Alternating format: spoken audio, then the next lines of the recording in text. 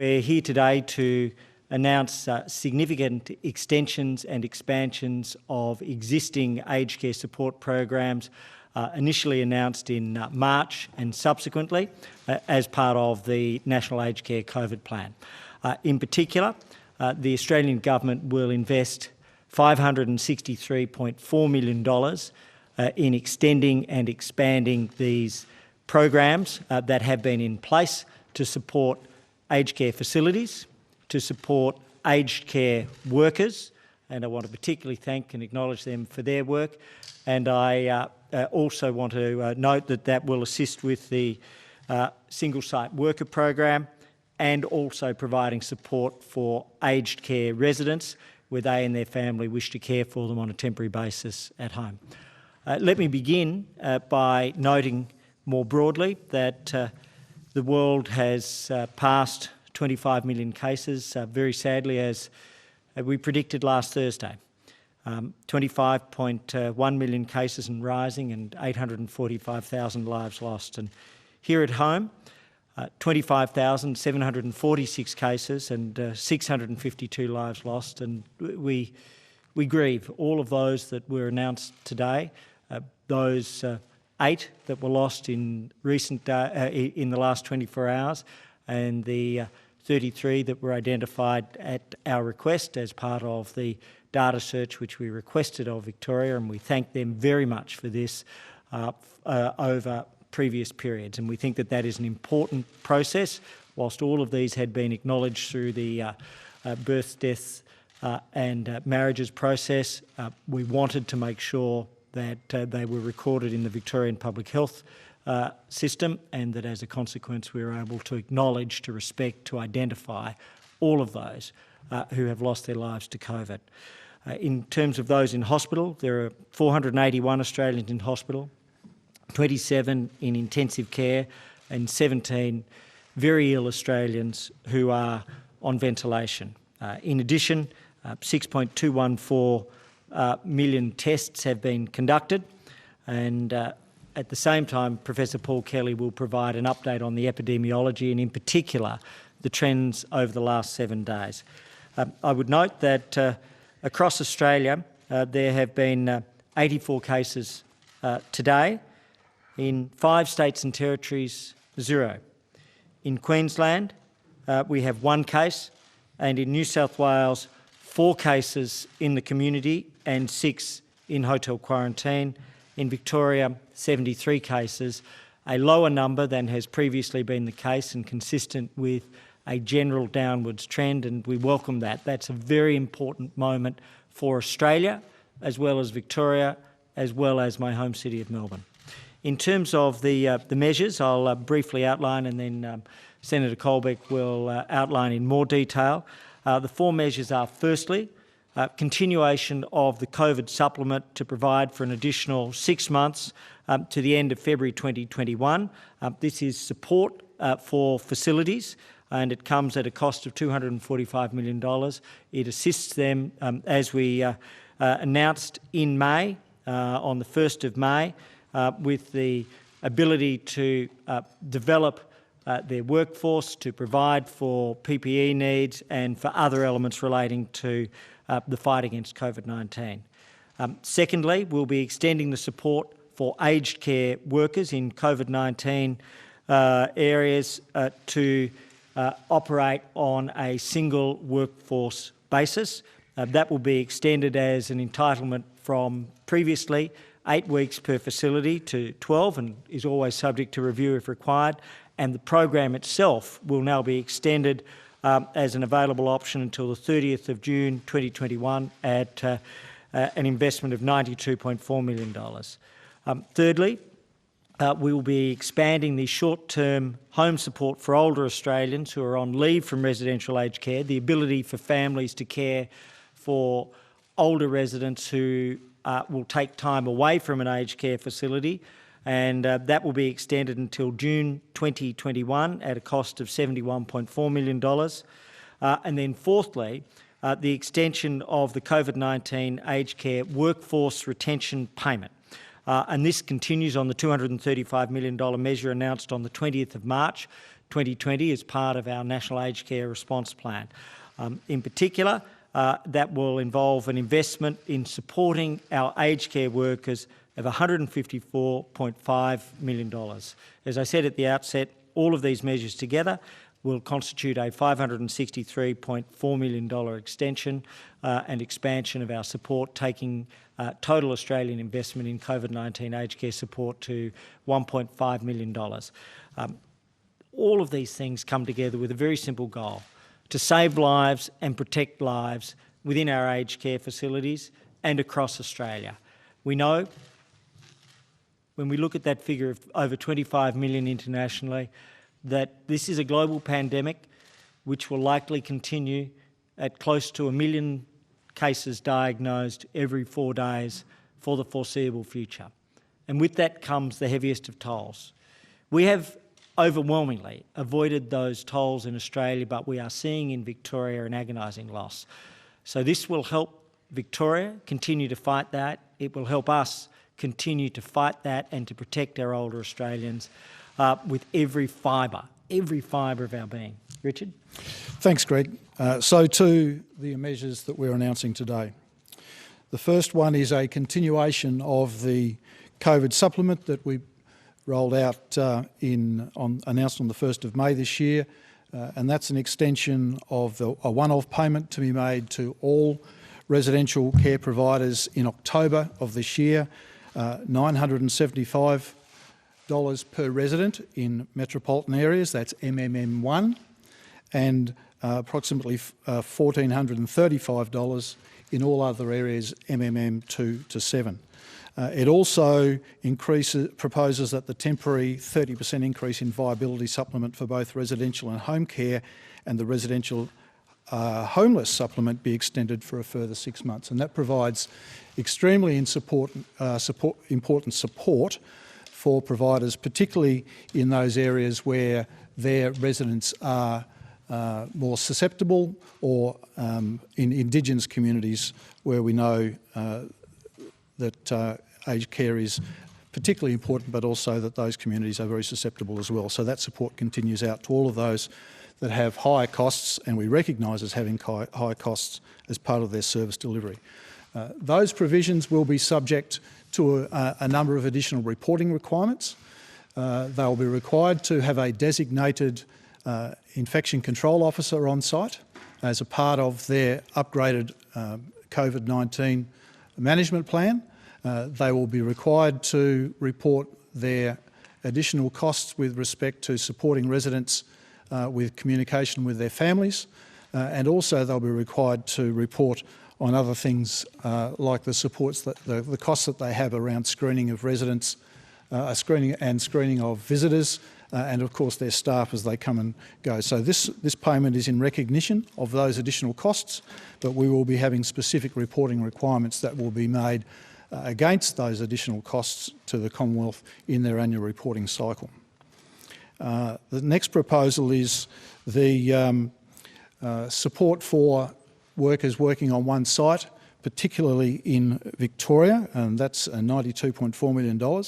The grant program will be extended out until the 30th of June next year, bearing in mind that most providers will claim this in arrears as they fully understand their costs. And as Greg has said, the period of time for the program, which was initially negotiated between the unions and employers for 8 weeks, we will extend out to 12, just acknowledging the circumstance of the outbreak in Victoria as it stands at the moment.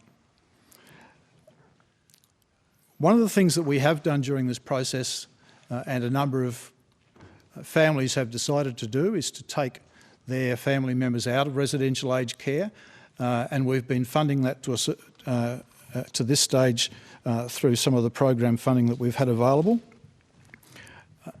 We've made a specific allocation of $71.4 million to this program that will support older Australians to go home if that's what they and their families decide that they want to do. There will be 2 tiers of funding that will be available, and we will make, if we need to, this program available to other parts of the country in the circumstance that they do have a designated outbreak within their region, and we will advise the circumstances and the criteria for that once those details have been decided through the CMO.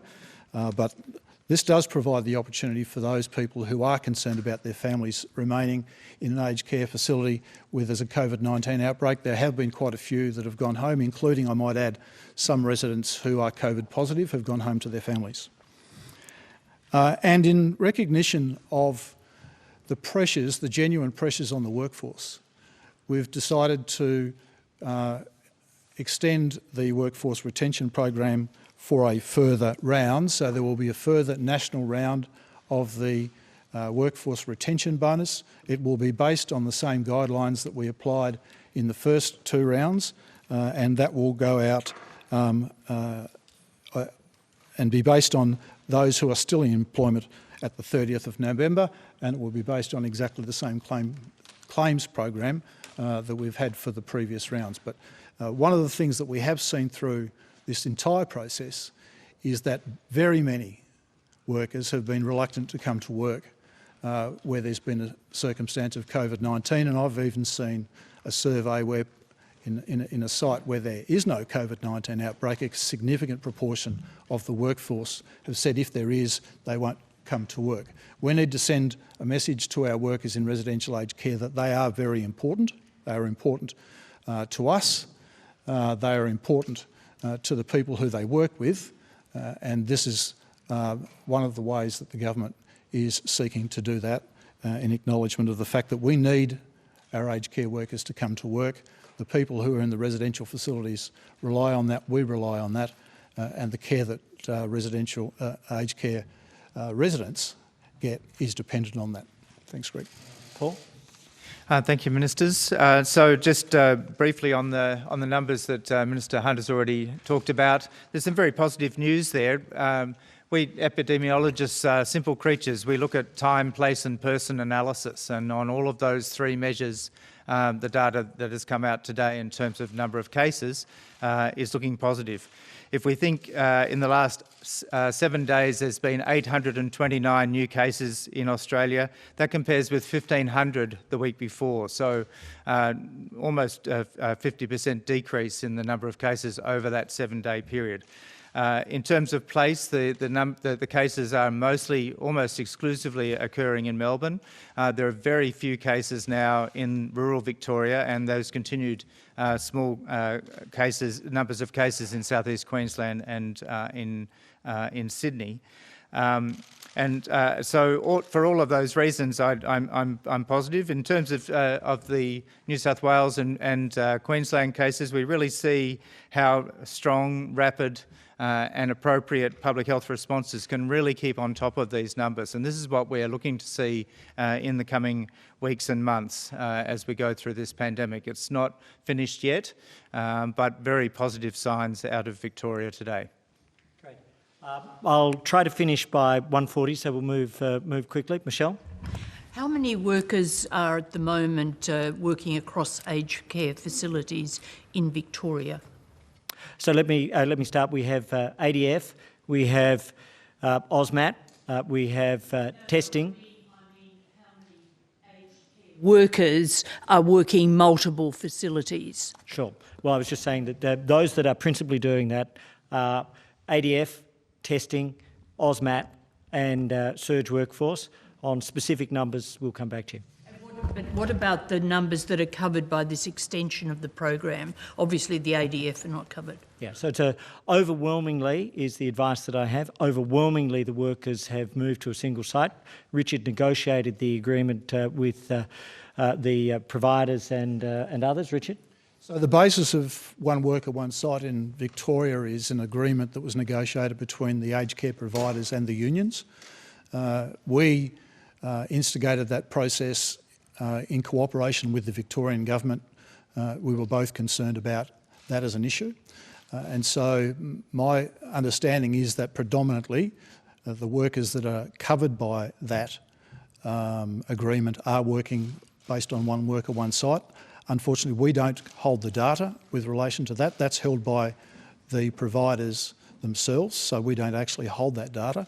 But based on my conversations with the sector, they're working extremely hard to do that. We actually provided some resources to the sector to facilitate the one worker, one site process. So my understanding is that predominantly for those workers that are covered by the agreement, and Greg's mentioned some that aren't, workers are complying with the one worker, one site, and in fact providers are complying with the one worker, one site regime. Why don't you... Oh, sorry, one and then two. Yep. Research from the University of Queensland for the Royal Commission has found that there would need to be $629 million of extra funding into the aged care system per year to get it up to the best quality level. Is this funding announcement simply putting a band-aid on a system that has long been underfunded? And the Health Services Union also came out with a report today suggesting that the Medicare levy be increased to 2.65% in order to better fund the aged care system. Is this something you would ever consider? So firstly, we've increased funding from just over $13 billion to currently 22, 23, 24 and $25 billion approximately over the course of the forward estimates. During the course of COVID, we've added $1.5 billion of funding to the aged care sector to help deal with preparedness and response. Then, of course, in relation to the Royal Commission, as the Prime Minister said on the day that he announced it, that there would inevitably be additional investments over and above the continuing ones, which we've made since we called it, over and above what obviously we've announced today and other things with COVID, and so there'll be additional elements. In terms of the Medicare levy, the government, that's not something the government's proposing. Can I just add that the measures that we're announcing today are to deal with COVID-19 and to assist the sector to deal with COVID-19. In fact, they're an extension of the measures that we put in place earlier in the year as part of our overall COVID-19 plan. Clearly, we have a Royal Commission in place, which the Prime Minister has called. The work that has been published by the Commission we welcome, because that will make an important contribution, to the Royal Commission's response when it reports on the 26th of February next year, but also we're watching the Royal Commission closely and what they're putting out in their reports, and it'll also assist our planning so that we're in a situation to be able to respond quickly to the Royal Commission report in our May budget. Claire? Senator Colbeck, given how important it is, given this funding announcement, to stop people moving between facilities, talking aged care workers, why hasn't the federal government set up some sort of mechanism to track that? Why isn't that data you hold? And how can you be confident that the aged care sector is collecting that data appropriately and stopping people moving between facilities, given how many failings we've seen this sector already show through this pandemic? Let me just begin with that. The very process which we ourselves established to make sure that there was a single site worker program in place is the vehicle for capturing that data. So as we do this, that will provide that data. It is something which no government has previously had. Our government will have it. So we've taken the steps through this process which will ensure that we capture that data. So providers will be required to make a claim for their costs and their workers' costs to access the scheme. So that's how this will work. So as part of their claims process, they will be required to report to us their one worker, one site program, so that's the process by which we will capture that data, because the program works on the basis of a grant, and they will be required to report to us as part of their grant application that information. But wouldn't it be crucial to just to follow up on that, wouldn't it be crucial to get real-time data to ensure that people aren't moving between facilities? Don't we need to know that this isn't happening, given it's a massive driver of movement of the virus between facilities? Well, let us be very clear in terms of the epidemiology. I'll let Paul respond to the epidemiology on that. The overwhelming advice that we have is that the disease has been transmitted by workers coming in who have been infected in the community. That was reaffirmed by the Victorian government's data last week. Secondly, this is for the first time a process that actually provides that data. Claire? Mr. Colbeck, in Since March, only 235 unannounced visits to aged care homes have been undertaken by the Commission. There's more than 2,700. Are you satisfied with that level of oversight? And given that some facilities were issued non-compliance notices as recently as July for things like infection control, what faith can the Australian population have in that oversight if there are still failings being identified 6 months into a pandemic? So the Quality and Safety Commission has a number of mechanisms to investigate and to check on residential aged care facilities. It's not a one-touch regulator.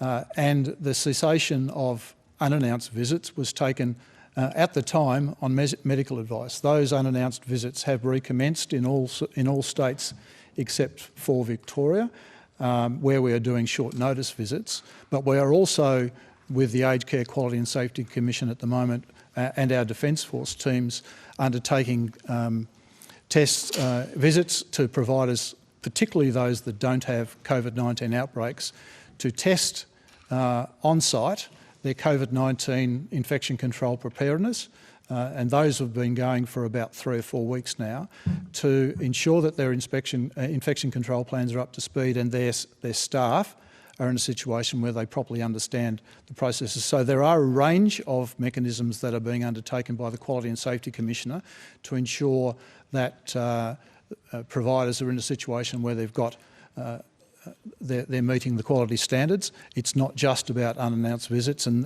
the cessation of unannounced visits was done on medical advice at the time, being concerned about taking COVID-19 into facilities. This year there have been over 620 unannounced visits.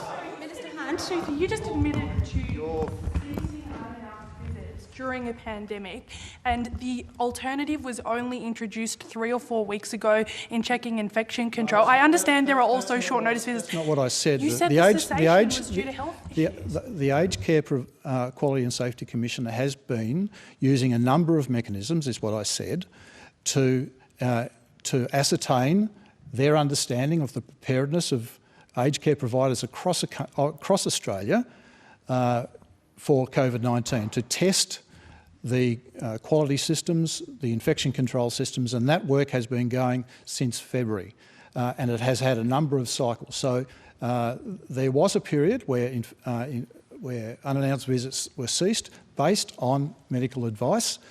Those have now recommenced, and we have put in place additional measures over and above those that the Quality and Safety Commissioner was already undertaking to ensure preparedness for COVID-19.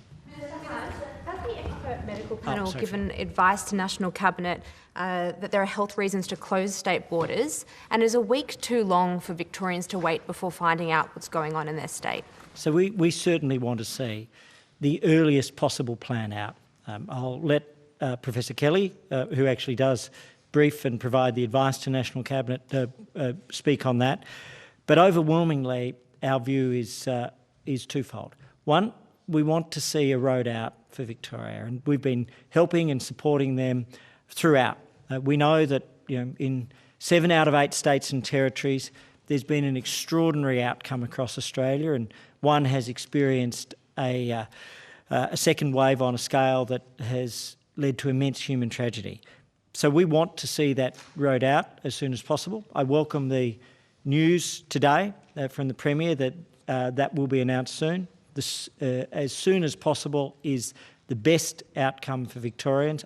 People are desperate to be able to see a pathway forward, and these numbers help provide that. But they need to see, for their businesses, for their employment, for their families, for their mental health, for their physical health, the ability to move, the ability to commence that process in a staged way towards a recovery of their normal life. Paul, on the medical expert panel? So the medical expert panel, the AHPPC, which I chair, is meeting regularly. We discuss many things. Occasionally borders are also discussed, but in terms of specific advice to the National Cabinet that has not been given by AHPPC, those decisions have been made by individual states. In terms of the road out and the announcement, again, as Minister Hunt has mentioned, I will definitely look forward to Father's Day to hear that hear that announcement on Sunday, as was discussed this morning, and we'll wait and see. Slow and steady is the message that's come out from Premier Andrews. Colbeck, Senator Colbeck, after your performance in the Senate inquiry the other day, why should Australians trust you to be in charge of aged care, and do you believe you still have the confidence of the Prime Minister? I do believe I still have the confidence of the Prime Minister, and as I said in my statement last week, and as I said in the Senate last week, I should have had the data in front of me when I required it.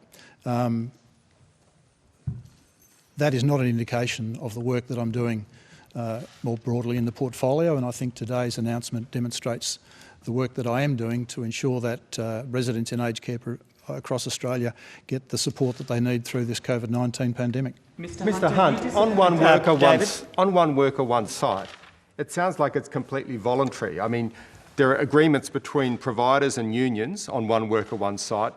Is there any enforcement mechanism that you have that can force those facilities to live up to one worker, one site? Is it simply about withdrawing grants later, or is there any enforcement you can actually put forward now? The reason this system was chosen was very, very important. And I think it is extremely important to understand that the worst thing that could have happened was to have effectively withdrawn full capacity from any one site. And that's why this structure was determined in conjunction with unions, in conjunction with the providers, in conjunction with Victoria, and on the basis of the medical advice, that to leave any aged care facility short-staffed would have been a deeply unacceptable outcome, deeply unacceptable. And that's why this mechanism was chosen, overwhelmingly adopted. Mr Hunt. How is it that 33 deaths over a month didn't get reported until today? Sure. I think that's a very important question. It's something that we asked Victoria to do, and we are very appreciative that the Victorian government has carried this out. The Secretary of the Department, Professor Murphy, wrote to his Victorian counterpart to confirm again on the 23rd of August that this was being undertaken. And I quote from the letter, "My department has been working with yours in conjunction with the Victorian Aged Care Response Centre to reconcile the numbers of COVID-19 deaths reported against residential aged care facilities in Victoria since the 11th of August. So this process began on the 11th of August.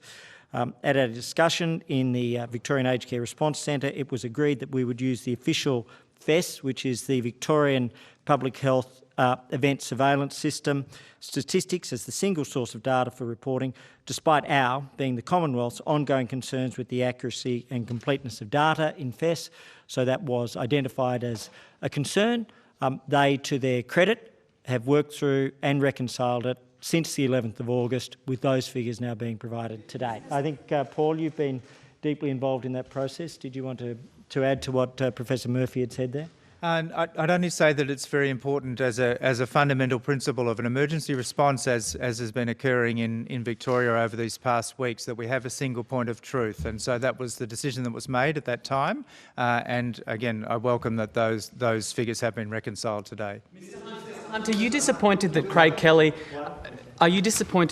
Kelly has been spreading hydroxychloroquine conspiracy theories online? And for Professor Kelly, can you explain what the Deputy Chief Medical Officer will be telling that MP when they have a briefing on the subject? So, look, very briefly, we follow the medical advice.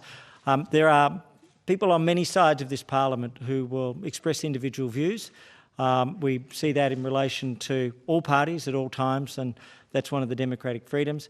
But our medical decisions are based on medical advice, and we've followed those throughout. Paul? So hydroxychloroquine has been used early in the pandemic, and it showed promise as a potential either preventative medicine or curative medicine. It's now undergone multiple trials around the world, and everyone has agreed that it does not show, it's not lived up to that promise of early things. So the medical advice is it is not useful as a medicine. In terms of what Dr. Coatsworth will be talking to Mr. Kelly about, that'll be a matter for them, but he'll be looking to give that advice from a medical expert who is Dr. Coatsworth. I'll take three quickly. One here. Minister, This gentleman here. Minister Hunt, your colleague Josh Frydenberg has said of the Victorian crisis that this has been the biggest public policy failure by a state government in living memory. You're a Victorian, do you agree? And what's the benefit to Victorians to have this blame game happening now? Throughout, we've sought to work with all of the states and territories, and where something needs to be identified, we've worked with states and territories to do that. For example, the data reconciliation today is something where we had quietly worked with them behind the scenes to address and to follow through, and I really thank them for doing that. Obviously, there's been no event in my lifetime, and no event arguably in 100 years, which has had more of an impact on the freedoms and the liberties of any group of Australians across a state or a territory. And so the human consequences are beyond anything any of us have previously seen. And so we know, obviously, the origins that's being investigated in the Victorian inquiry into hotel quarantine. We know that we've stepped in to help with the contact tracing, and progress is being made.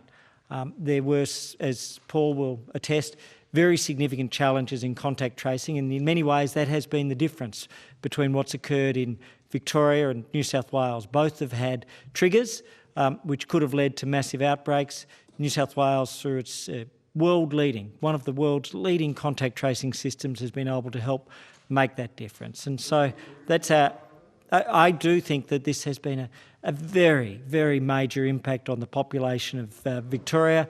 It's the most major impact on the population of any state or territory in terms of restrictions, arguably in 100 years.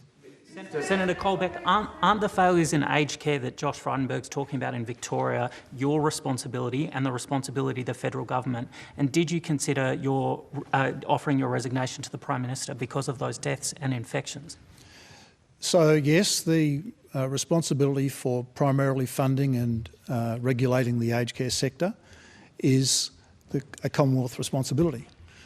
But we are also in a global pandemic here, and we have a significant public health emergency in Victoria. That's why the public health emergency has been declared by the Victorians. This is a joint effort. That's why we've set up the Victorian Aged Care Response Centre, to ensure that our systems come together to provide the support that's required for all Victorians in residential aged care. And I have to say, the Victorian Aged Care Response Centre, an initiative of the Commonwealth, has been an absolute success and has assisted enormously to bring the situation back under control. So I think that the Commonwealth, working closely with Victoria, has put all of its efforts, and this is a conversation I have with my counterpart Luke Donnellan in Victoria on a regular basis.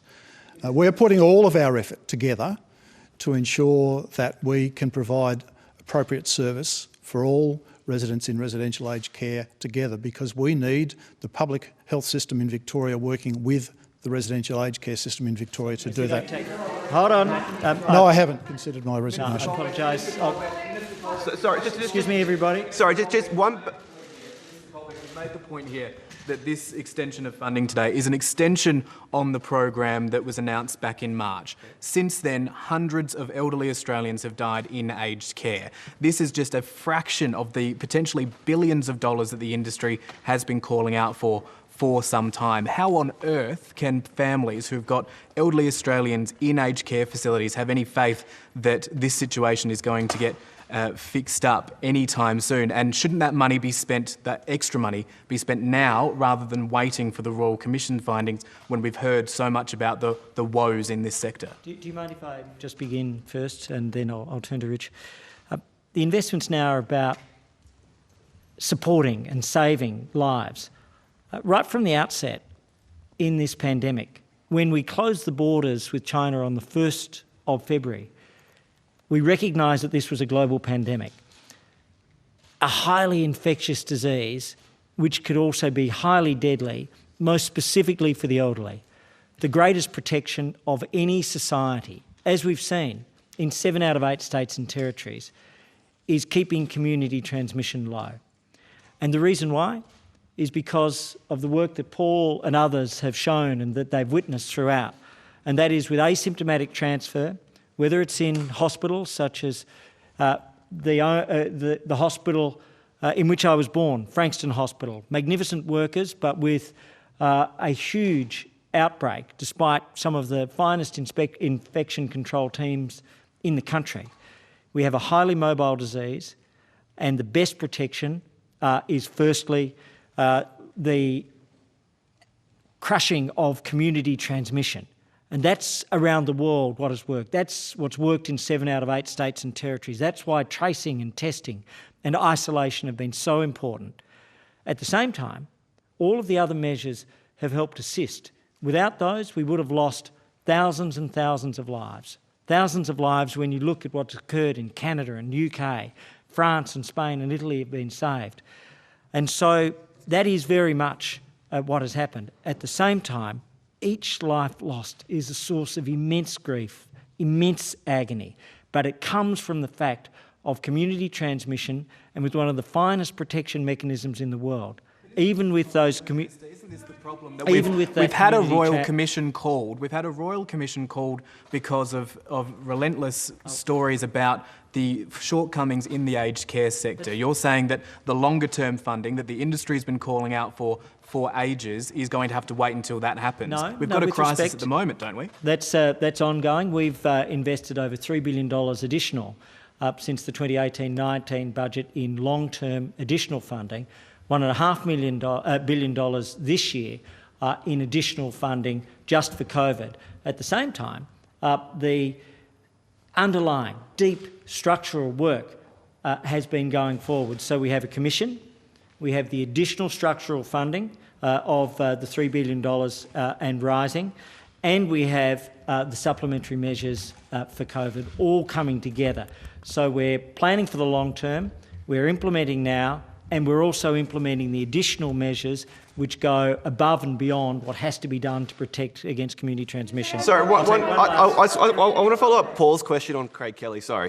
It wasn't just that Craig Kelly criticised Dr Coatsworth, he said that he had, quote, misled the public and asked for him to resign.